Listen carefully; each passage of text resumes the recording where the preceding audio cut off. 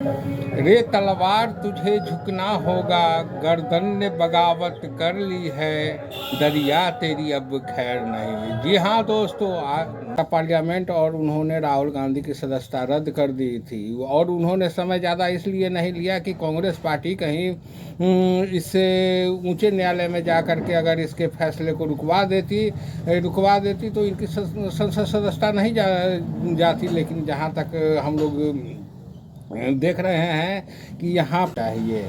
और राहुल गांधी जी ने जो पिछले वर्ष भारत जोड़ो यात्रा का शुरुआत किया था, जो अभी कश्मीर में 4000 किलोमीटर का अंत किया था, अब इन्हें पूर्ण मौका दिया गया है कि आप सड़क पर जाइए और सड़क पर अपनी बात कहते रहिए। संसद में आपको कहने की कोई इजाज़त नहीं है। लेकिन सवाल आज भी वहीं खड़ी है। साथियों, अगर आपने हमारा YouTube चैनल अब तक लाइक और सब्सक्राइब नहीं किया है तो कर ले और अपने विचार हमें देते रहे, जिससे कि हमें आगे की वीडियो बनाने में सहूलियत होगी। अगर आपको हमारे विचार नहीं पसंद आ रहे हैं या आपके विचार से विपरीत भी लग रहे हैं, तब भी आप कमेंट करें और मैं अपने विचार के द्वारा। नमस्कार, समीर कुमार जब आपकी आवाज़ में बोलता है तो बातों को तौलता है, और जब बातों को तौली जाती है तो सवाल उठते हैं और सवाल का जवाब ढूंढते हैं जवाबदेह लोगों से। रे तलवार तुझे झुकना होगा, गर्दन ने बगावत कर ली है, दरिया तेरी अब खैर नहीं। जी हाँ दोस्तों, अभी जो वर्तमान में हम लोग देख रहे हैं कि भारत के सांसद को लेकर के एक हाई वोल्टेज ड्रामा रचा गया, और लगता है कि अब ये लुका छुपी का खेल ख़त्म होकर के अब डायरेक्ट सीधा वार पर आ गया है। जैसे क्रिकेट में हम लोग देखते हैं कि बॉलर लोग गेंदबाज को जब डिफेंसिव में खेलने लगता है तो उसे फ्रंट फुट पर खेलने के लिए ललायत करता है। ऐसे ही शायद जो राहुल गांधी भर से जो मोदी की लड़ाई चल रही थी, तो राहुल गांधी ने अब मोदी जी को फ्रंट फुट पे आके खेलने को मजबूर कर दिया है। जैसा कि हम लोग देख रहे हैं कि 2 सप्ताह से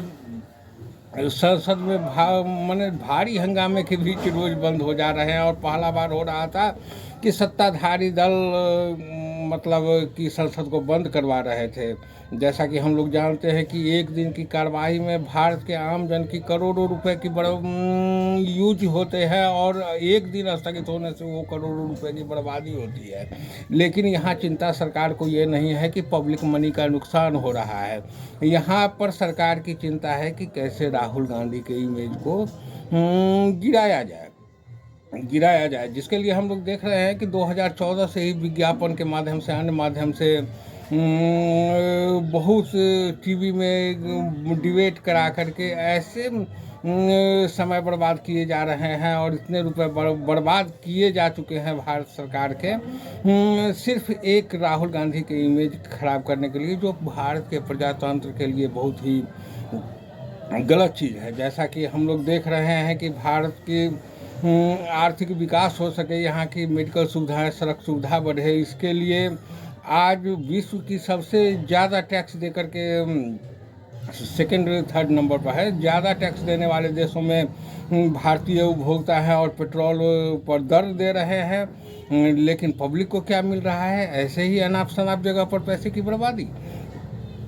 जैसा कि बजट सत्र के दौरान राहुल गांधी ने अडानी से जो सवाल किया था, उसके कारण मेन मुद्दा था कि उस सवाल का जवाब नहीं देना है। अभी तक सरकार ने इस संबंध में कोई मुंह नहीं खोले।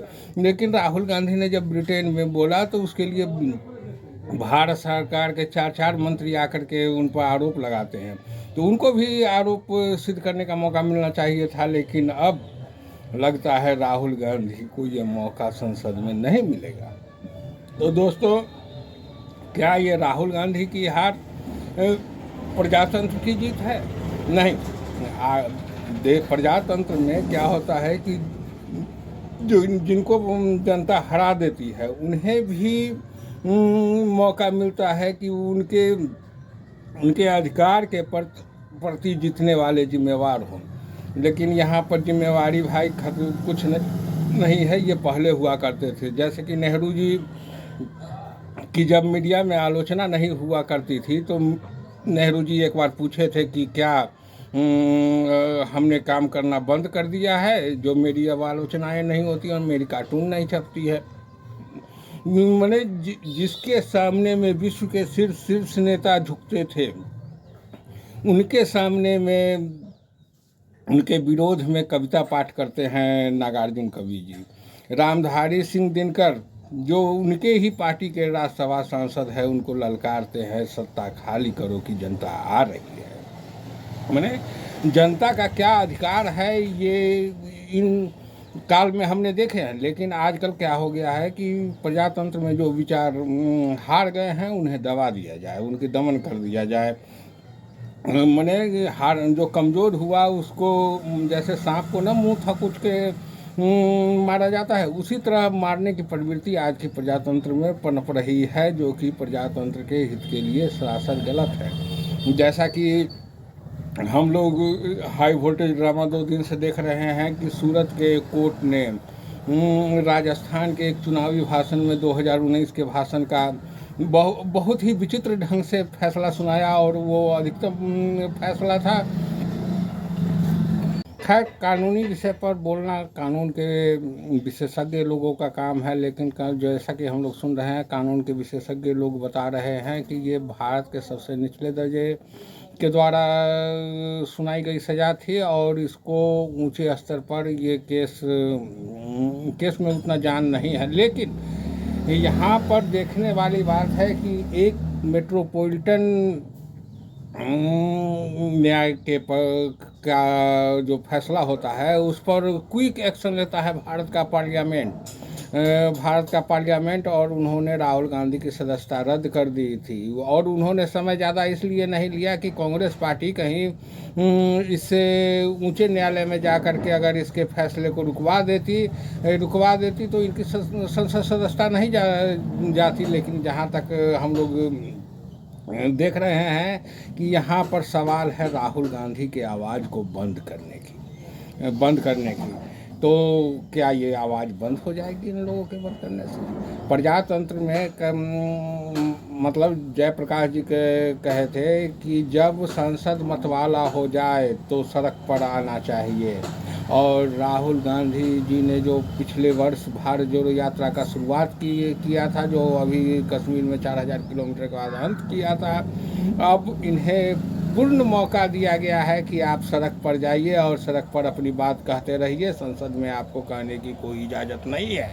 लेकिन सवाल आज भी वहीं खड़ी है कि क्या राहुल गांधी जी तो अब संसद के सदस्य नहीं हैं, लेकिन क्या संसद में जो अडानी के संबंध में सवाल पूछे गए थे उसके संबंध में अब सरकार जवाब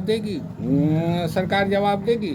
जेपीसी जांच के बारे में बताएगी, या सरकार ये बताएगी कि मोदी जी का अडानी जी से क्या संबंध है, जो इन्हें आकाश से लेकर पाताल तक भी सारे संसाधन अडानी जी को दिया जा रहा है। मैंने बैंकों को लोन देने के लिए सारा जैसे कुबेर का खजाना खोल दिया गया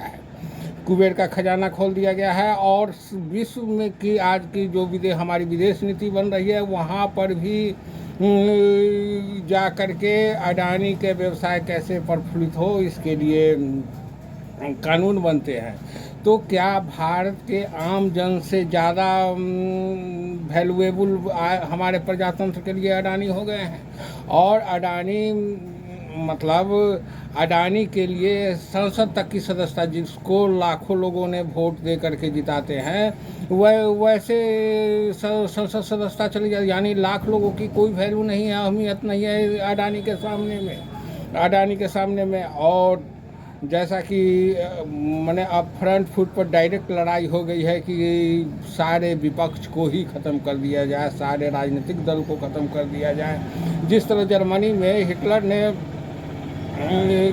आए थे तो वो पब्लिक का भारी समर्थन लेकर के आए थे, और उन्होंने उसके बाद पब्लिक के अधिकार को ही कुचलना शुरू कर दिया और तानाशाही व्यवस्था स्थापित कर ली। क्या भारत के प्रजातंत्र में भी वही खेल खेला जा रहा है, और क्या इसमें सफल होंगे?